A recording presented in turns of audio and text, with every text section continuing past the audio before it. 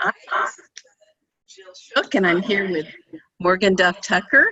Hi, how's it going?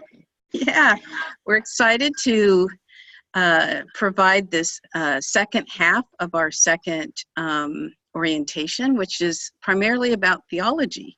And if you're listening and you're not necessarily a person of Christian faith, you're going to be fascinated. I've spoken around the country on this topic, and there's been folks that when they hear this, they go, wow, if this was really what Christians preach, I think I'd consider, Christianity. But I think you'll be interested. I'd love your feedback after this recording, so be sure and contact us. So let's get started. Yeah. I'm going to start this share. And let's get it going from the beginning. Slideshow from beginning. There we go. We're going to start with a section that talks about theology. Yeah. So here we go. There's the whole thing of theology is interesting. It's really the study of God and God's intention for us and the world. And so oftentimes theology can be really narrow and not really look at big picture ideas. You can look at the whole Bible and think of it in terms of relationships. You could look at the Bible in terms of the story of salvation. You could look at it in terms of people who are disabled. What does the Bible say about that? And kind of develop a theology of disability. There's so many different lenses. Theology of women. So today we're going to look through the lens of land, and land is really significant. It's pretty much throughout Genesis to Revelation, and it's also something that's not often taught. There's a lot more scholarship than there used to be in this area. But when I was getting my doctorate and my undergrad in my master's in theology, in those textbooks, there was rarely anything in the index talking about land, but that's changing, and that's the good news. It's a much more comprehensive understanding of God's work in the world. So just starting with Genesis, the result of the first sin was a marred land, a result of the fall. And then the first 5 books of the Old Testament that are called the Pentateuch, those are the books that Moses was involved with, and it's full of laws and regulations on how to use land. The whole book of Joshua is about dividing the land between the 12 tribes. And distribution of the land. Leviticus is full of regulations. And Deuteronomy is really fascinating. It summarizes a lot of those for every age. As Moses' sermons were then recorded and more applicable to that age, it's interesting how it's slightly different each time these are summarized and made contextualized. There's a lot of promises about land if they're obeyed. There's the prophets that scream down from heaven talking about laws about land. And even a promise that if these laws are not obeyed, that you would lose your land. And that's what happened in Israel. They lost their land as a nation. And the whole book of Lamentations is really the book of grieving over the loss of land due to their disobedience. So it's Lamentations, anyone that has experienced homelessness can certainly relate to the pain of their home. And so when you come on the scene with Jesus, believe it or not, it's central to his mission statement, and we'll be talking about that, a redistribution of land. Then the early church lived out what Jesus proclaimed. So that's a bit of a summary of what we'll be talking about in this orientation. I mentioned that the prophets, they scream down from heaven exposing injustice of excessive land ownership. And they even called it violence of robbing people of their land and home and displacement. Woe to those who plan iniquity, to those who plot evil on their beds. At morning's light, they carry it out because it's in their power to do it. They covet fields and seize them, and houses and take them. They defraud people of their homes. They rob them of their inheritance. And boy, a whole lot of people in our nation have been robbed of their inheritance, especially those of color, people of color. And I'm sure Morgan could tell you many stories of people in the history of the blacks in this country and how that's happened. So, Morgan, do you mind reading this next verse for us? Yeah, of course. For this is what the sovereign Lord says, enough, you princes of Israel. Stop your violence and oppression and do what is just and right. Quit robbing and cheating my people out of their land. Stop expelling them from their homes, says the sovereign Lord. Ezekiel 45, 9 through 10. Isn't that something? Yeah. It speaks so directly to the issues of our day. And the issue, of course, is land, but the thing that that happened in Israel, that the central issue in the whole book of Jeremiah is how land is kept and lost and who makes the decisions. So this was when Israel was the prophets say, if you don't obey these laws, you're going to lose your land. You're going to lose your land. And so this constant struggle of re-engaging with their faith, re-engaging with the disputes about questions over wanting, losing their land and how precious that was, and not really believing it could happen. They became numbed and dull in their awareness, and they were no longer embarrassed when they were looking at how those people outside of this nation of Israel and others that were struggling and vulnerable. There was no longer a sense of shame over that kind of injustice. So it was really a sense of loss of pathos, which is interesting. This author, Walter Brueggemann, he's one of the scholars that's done some great work on land. I highly recommend his book called The Land. And but this is essentially the summary of his whole book. And it's interesting because I mentioned how blacks have been the primary folks that have been disinherited, and other ethnic groups, Asians, and when you look at the internment camps and those people who settled California, Texas, so much of their land was taken, the Mexicans. So the story isn't only blacks, it's a pretty comprehensive story of land taking by those like myself that tend to have a more white privilege and dominant view of land use and entitlement.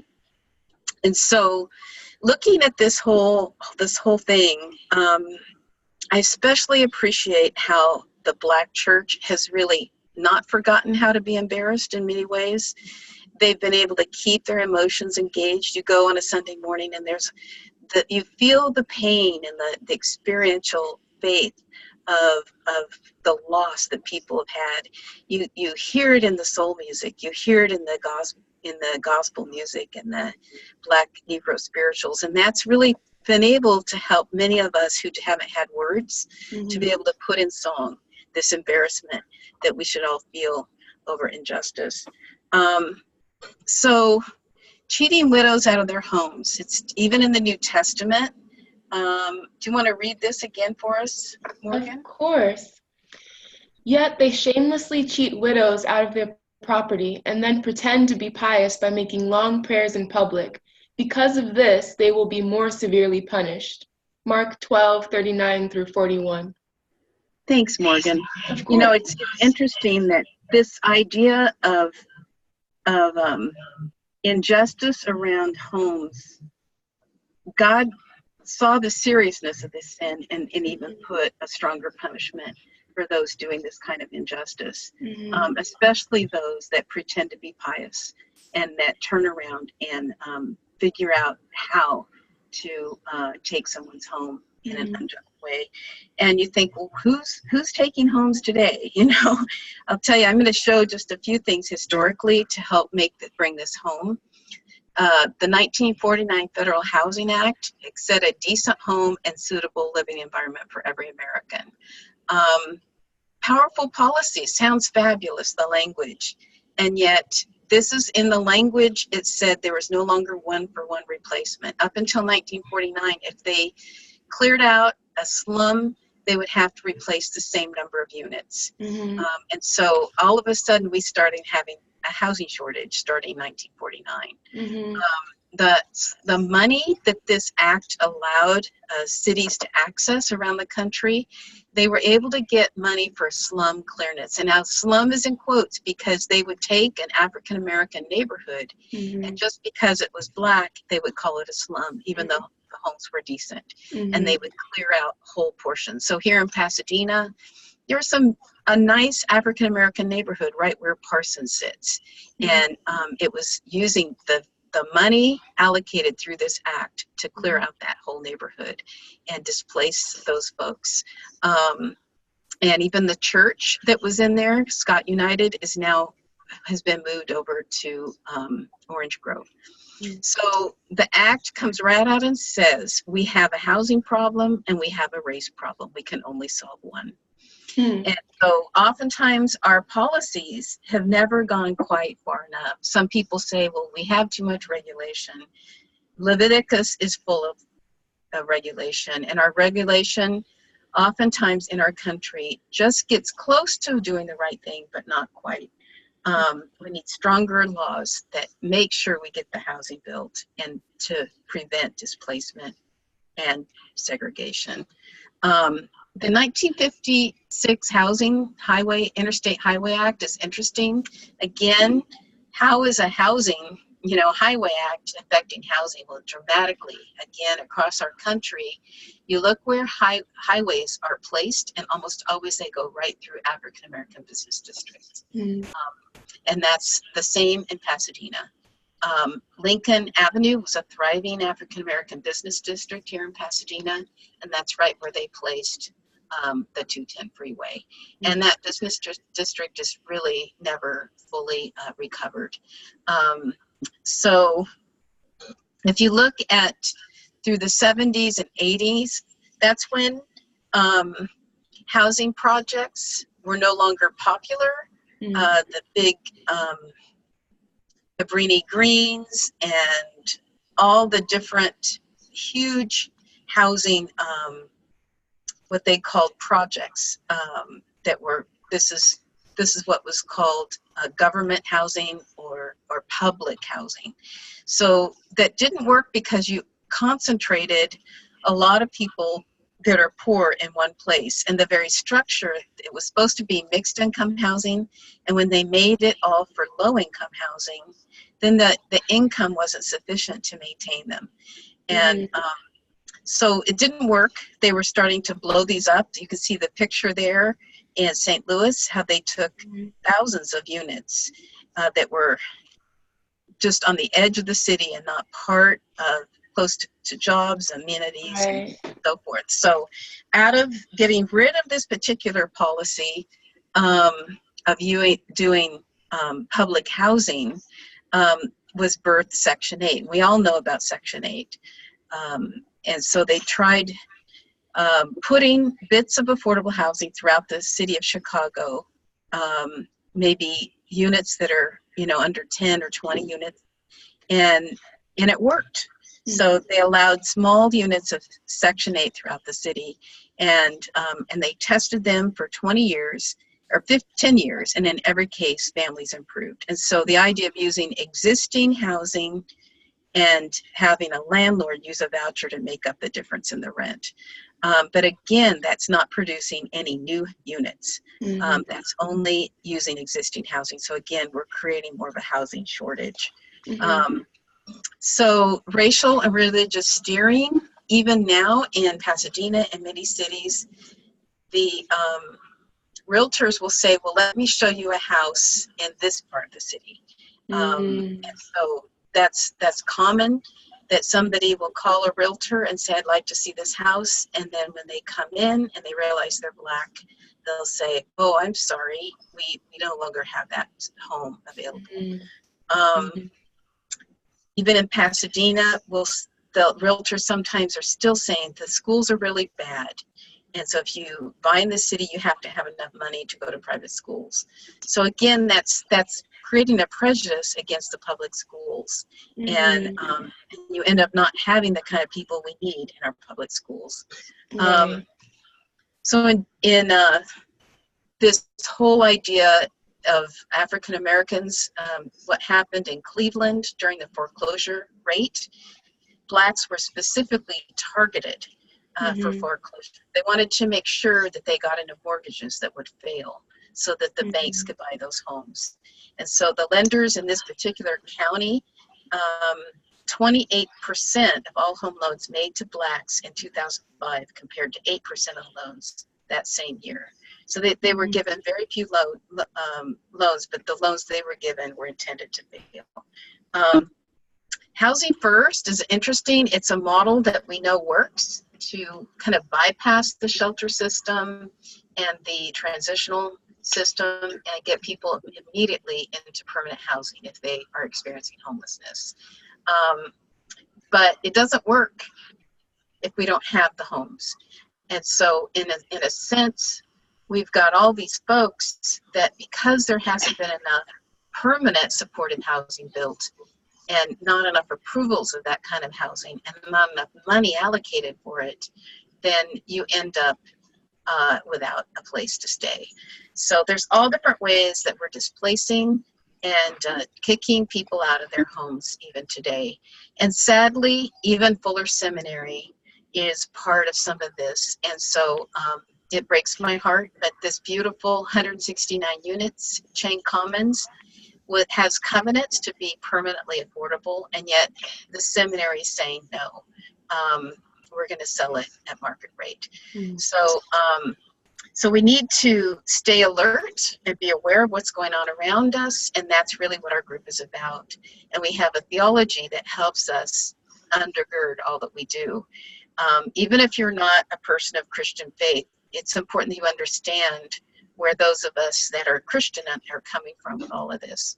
Can we rely on these promises today if we honor God's real estate practices?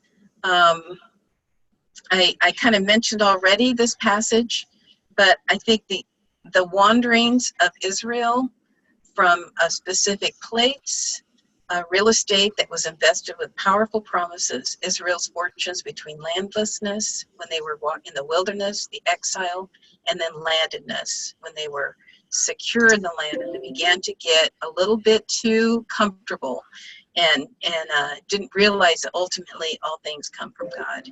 And then they ended up losing their land. And so that grief over loss of land is something that we can all relate to if we have struggled, like many people in our country, in losing their homes.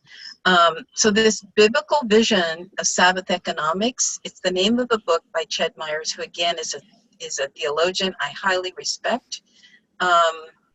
And he unpacks this idea of rhythms of land recycling to alleviate poverty. So Israel was all organized around Sabbath. Everything led to that Sabbath day, getting prepared, having a day of rest, and having limits on the amount of time we spent in work. So we can honor God with our bodies and be good stewards of our bodies. Right.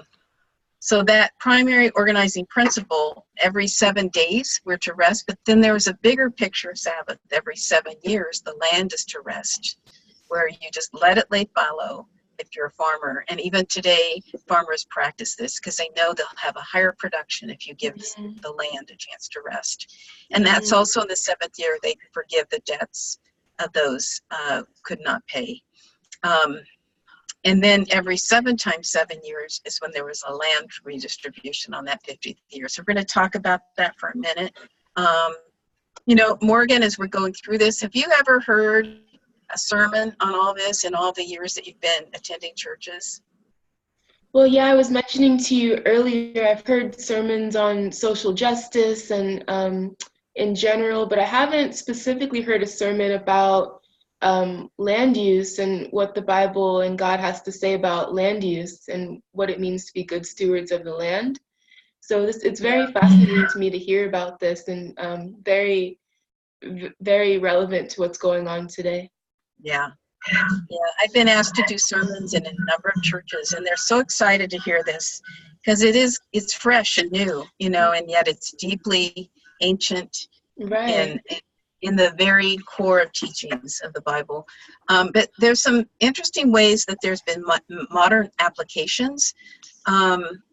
So in Japan, Korea, and Taiwan, each of these countries, there was at one point, it was just a few people owning almost all the land, a huge disparity. And so they had major land redistributions, and that's what enabled everyone then to have access and an opportunity then to build the economic base by having their own space and their own, you can't get a mortgage, or once you can get a mortgage, then you can get other loans to start businesses. Usually land is the collateral for a lot of these ways to begin to build your own wealth. And so by doing the land distribution, it begins to turn a country around. Now, whether they understood that this was ever part of Jubilee teaching from the Bible, probably very few ever put two and two together. But these are principles that work because they're timeless. They're God's intention to redistribute land in a way that everyone has access. And so why Jubilee? Because Jubilee, that 50th year, it basically took the profit out of landholding, leaving no incentive for speculation, and removing the root causes of poverty from the Jewish society. So these laws were written into the very fabric of society, enabling more equitable access to resources by stopping concentrated land ownership and monopolies by landlords. So let me just say a little bit how this works, this Jubilee real estate practice. So if you were to buy land at year 40 before the Jubilee, on that, 40 years before the Jubilee, it would be more expensive because you were able to own it for 40 years. If you bought land at year 5 before the Jubilee, it would cost less because you're only going to own it for 5 years. And because of that 50th year, everything goes down to zero. In our society, everything just cycles up and gets more and more expensive. But we have something called booms and busts in our country. And so that tends to reset it. And I think that's just God's way of equalizing to some extent society again. But this was an actual law that created that kind of opportunity again to gain access to land. You look at Naomi and Ruth, who were landless, and they were again able to gain access to land through other laws that God laid down so they would be able to live. But we don't have time to go through all those other laws. I hope you'll study that on your own. But I am going to mention this one, that the concept of ownership.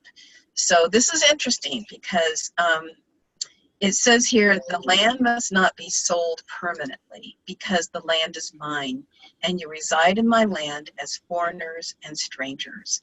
So this, if we really believe this would change everything, because we would hold our land with a hand of saying, ultimately, God, this is yours. And we would be asking God how we're to use the land that he's given us. And today, we're kind of using a lot of the Roman absolute ownership concepts that we've adopted in our laws in this country, where we've had this sense of entitlement that it's my land, I can do whatever I want. But in reality, there's all kinds of laws in cities that govern what we can and can't do on our land. But as people of faith, we are to look to God and ask God how this land should be used. And even our neighbor's land. So we need to be open to what goes on in our community, in our neighborhood. So there was some really strong language that some of the early church fathers said about land. He says the private appropriation of koina, such as land, is robbery. Goodness. Hence, continued excessive land ownership is but fresh and continual theft. Indeed, the hoarding of other things too, which one does not need, that which others do, is itself a form of theft. You know, I've never heard this in a sermon, but my friend wrote this book called Oppression, and he found some amazing quotes from the early fathers that help us get back to what was the early church really trying to teach. So we're going to unpack that a little bit more, but here's a few examples of ownership. So we tend to think single family home absolute ownership is the way our American minds think. But in Mexico, they have something called ejidos, where they can actually legally go into an area and take the land. There's not a lot of government support for the infrastructure to do this, but there's many communities that have started by giving a chance to kind of legally squat and create your own communities. When I lived in Mexico, I worked in about 4 or 5 of these different ejidos. Comunidad Cambria, this is downtown LA. You'll see a picture of that in a minute. And they don't actually own the land. They took their land and put it into a nonprofit. So it was through organizing of the tenants, and they ended up becoming owners. The landlord gave up the building after a bunch of lawsuits for building neglect. Then the idea of shared ownership. There's a number of models of shared ownership. The community land trust is a model where you own the home but not the land. And I love this model. It's my favorite. There's co-op ownership. So a group of people within the same building share and own the same building together and control it together. There's co-housing. And this model is where there's, you know, a group of people that own together a common house, but they individually own smaller homes around that common house. So, you know, it's endless configurations of ownership today, but these are just a few that have become popular. This is Comunidad Cambria before. Can you believe people were living in there? Floors were falling into each other. And it was through a small Bible study that the people began to feel empowered and began to reach out and imagine how they could change their situation. So they contacted organizers, lawyers from UCLA, and they all got involved and helped them. And look at this today. It's beautiful. Wow. Same building. And they partnered with the city through tax credits and were able to totally change this. And it's part of a nonprofit, but they have total control of this building. And they're so proud of their building. Oh my gosh, they keep it perfect all the time. I mentioned community land trust, and this model is just fabulous. I love it. Again, where only the home is purchased, but not the land. It's truly honoring that ultimately all land comes from God. It creates permanent affordability, so you don't have to keep adding subsidies every periodic number of years to keep it affordable. After covenants may be worn out. And then it's, you can buy and sell homes on a community land trust, but with a limited equity. So you're only gonna earn a percentage of the equity, not a huge amount. And so it's a way to retain that subsidy by keeping it permanently affordable. These are all kind of new concepts, perhaps, for you who are listening, but it's an opportunity to go on websites, learn about community land trusts. There's about 250 around our country, and so this is one in Maine, and they have a lot of homeless shelters, and in these shelters, they're training folks how to be carpenters, and so those who have experienced homelessness are helping to build through sweat equity their own homes. And they've created this shingle siding, which I have one. It's really cool. They use the same architectural plan over and over to help keep the costs low. You can see how cute these little homes are. The city of Irvine has actually taken and adopted this concept. They've put all of their affordable housing into their community land trust to prevent any of it from ever going market rate. They've actually taken and acquired a part of El Toro Naval Base and put a portion of that into a CLT, community land trust. So it's a town where there's a lot of jobs good paid jobs, but they just didn't have enough housing to match those wages. So they're figuring out how to do it. It's really smart growth to have jobs close to housing. For obvious reasons, it limits traffic and creates all kinds of good things in a community. So I told my husband, Anthony, when we married in 9/10/11, in 2011, that our home would one day be put into a community land trust. And he says, that's cool. So we're going to forego a lot of the equity, even though our home today is worth over $800,000, will be sold to someone who's lower income. I really want to try to practice Acts chapter 2 and how we use this land. We don't have kids. We don't have anyone that really needs to inherit our land. We'd love to see it into a CLT. So this brings us to the economics of Jesus, and which is really interesting. Sabbath economics in Jesus. The early church, as I mentioned a quote already from one of the early church fathers, really understood the concepts in Acts 2 and 4. So when Jesus, let me unpack this a little. When Jesus came on the scene and he preached good news to the poor, he was basically, his mission statement is in Luke 4.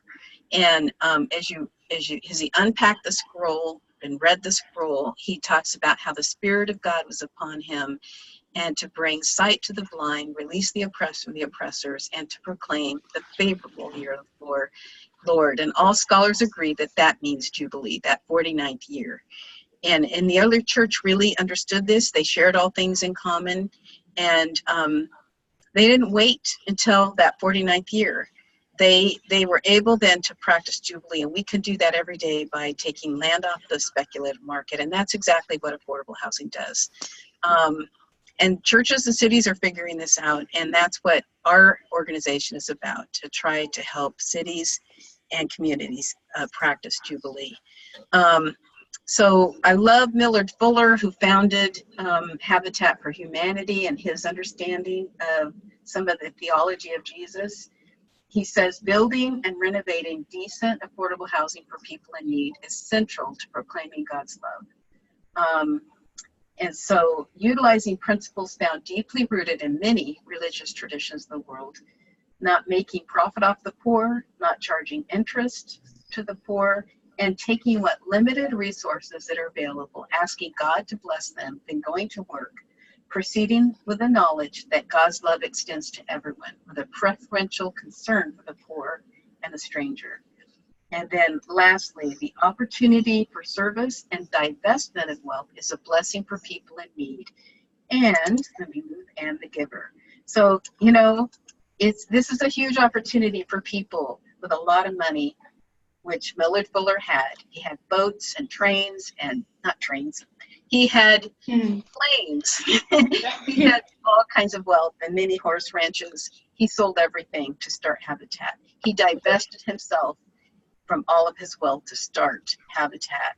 And God may be calling some people today, just like the person that came up to Jesus and said, what do I do to be saved? He says, well, go and sell everything you have and come follow me. And he went away sad. He wasn't willing to let go of his wealth. But Millard Fuller was tender, and God gave him the strength to do this, to give up everything. And to take seriously what the Bible says, to not take interest in the poor. So that's one of the foundation biblical concepts that Habitat is founded on. Powerful scripture, to treat the alien among you, those that are undocumented even, and temporary residents, as a brother and a sister, and allow them to have access even to our land. We were part of helping to get Habitat approved 9 units under the Colorado Street Bridge, which I just love the concept, because here we have an Army base that the first use of that is for homeless veterans. And so we were going to the city council and working with them over a period of years.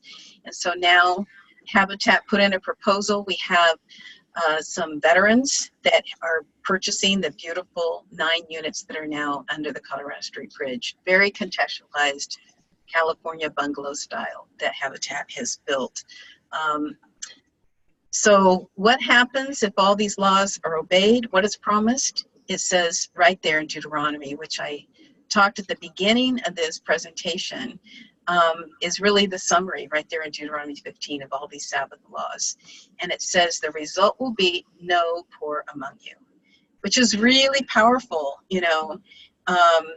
In Acts chapter 2, the result of the Holy Spirit coming and sharing all things in common, and there was no poor among them. They perfectly fulfilled the Jubilee laws. And you can see bits of that in our country. This is right out of Jubilee biblical legislation on our Liberty Bell. It says, proclaim liberty throughout all the land and to the inhabitants thereof. Mm-hmm. This country was founded on these notions of sharing land, even though so much of the time we didn't practice it. When we say, liberty for all, there's many people that have not experienced that, especially people. Right. So that brings us back to what if, you've probably heard about 40 acres and a mule, where we would allow blacks to have 40 acres and a mule, and even some of the poor whites, in order to get off of the sharecropping system, get mm-hmm. off of the slavery, so that they could finally have access to land and build their own wealth. And so there was about 1 million black people, families living in the South in 1865. And so if we just imagine that we'd really allowed redistribution of land, of confiscated and abandoned plantations, if that had all been used to carry out this plan, we wouldn't have needed the civil rights system, the civil rights movement 100 years later.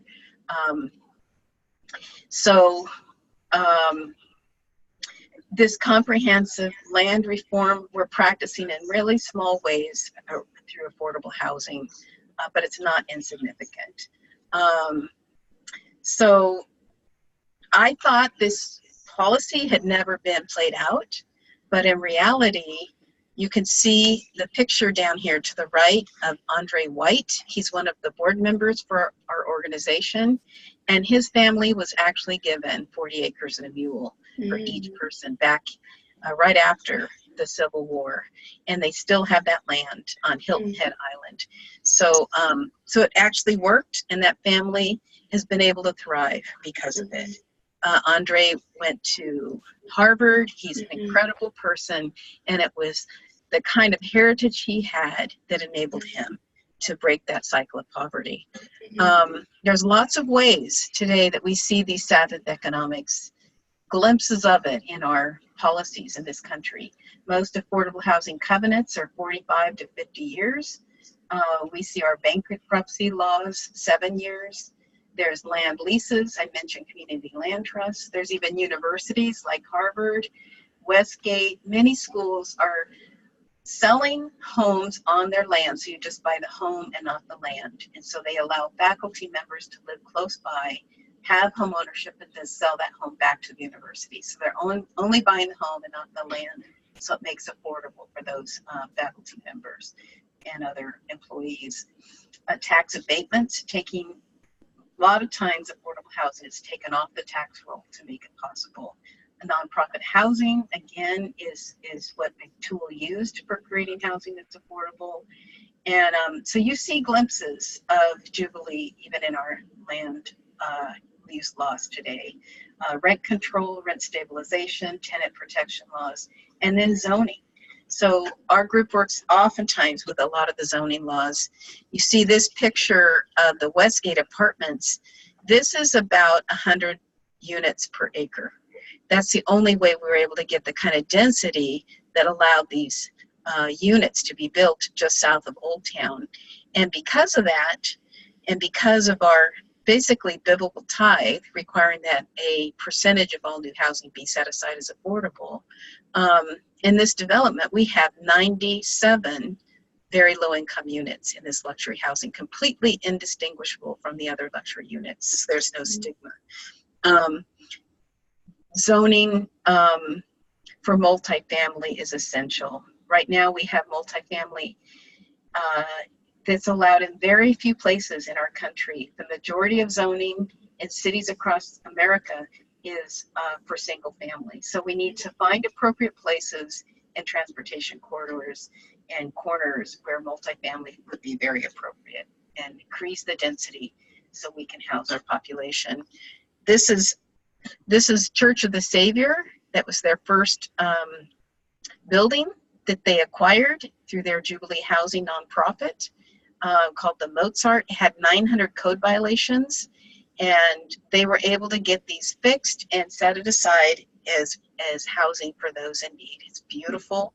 They've also done beautiful public art up and down Columbia Road in Washington, D.C., and now they have many more buildings that they've been able to keep off the speculative market and accessible to those in need.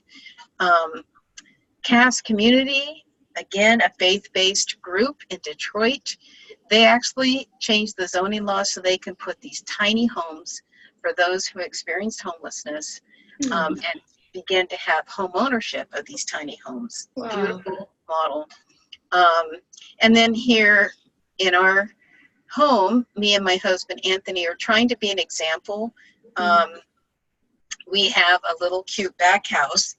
We didn't get a picture here, but that's where we're making that available for someone who has experienced homelessness. Wow. So pop quiz, and we'll call this session complete. So it's impossible to talk about housing without also talking about land use. And the Bible speaks extensively about land and its use. So I guess that's kind of a pretty obvious question after hearing this. Right, very true, yeah. Yeah. And then the prophets and Jesus spoke to kings and leaders about excessive land ownership and exclusionary land practices. Another true, yeah. Yeah, very true. The prophets, that was almost their consistent message. Mm-hmm. There's some powerful scripture today about that. Mm-hmm. Today, many say that they can practice Jubilee by taking land off the speculative market without having to wait that 49th year. And true. Yeah, it's true. I don't know if it's many, I think that the Christian-based nonprofits certainly practice. Sometimes they're called Jubilee Housing because they understand this biblical land use policy. But whether they are doing it because they understand Jubilee or not, they're essentially practicing Jubilee. So early Christians believed that there would always be poor among them. True, false, or both? This is an interesting question, and one that I've been pondering a lot about since it was first brought up to me, and definitely even since I first heard this question, my perspective has shifted a little bit on it. But so yeah, I'd love to hear what you have to say about it, but I'm definitely reconsidering some of the things I thought before about what a question like this would mean. Yeah, yeah, it's interesting because, the intention in Deuteronomy 15, remember that summary passage, it says Jesus was quoting from that passage when he repeats it in the New Testament. Right. And the concept in Deuteronomy 15 is that you should always have poor among you. In other words, it's an opportunity. And if you don't have poor in your groups, then you're being exclusionary. They should be all the time. And that's really the intention if you look at the passage with Jesus and how he quoted it. Mm-hmm. It's an opportunity. You always have the poor and an opportunity to serve them when they anointed that oil on Jesus. But you didn't always have Jesus physically in presence. And so that's when it was time to anoint him. Right. But too often, scripture can be twisted and turned around in such a way that it's taken out of context. Mm-hmm. And there's even people using this passage and say, you should always have the poor among you, or the poor should not be among you. And they use that or just to say that we shouldn't address poverty. Right, like as if to say the poor are always going to be there, so don't worry about it. Like that's not what Jesus meant. No, they're always there, so it's an opportunity for us. It's very different. Yeah. So thanks for the time today, and I hope this has caused you to think a little bit. Again, as we started out, I really wanted to hear from you, and I'd love to know your thoughts on this session. So please email us at jill@makinghousinghappen.com. God bless you. Bye-bye. Take care.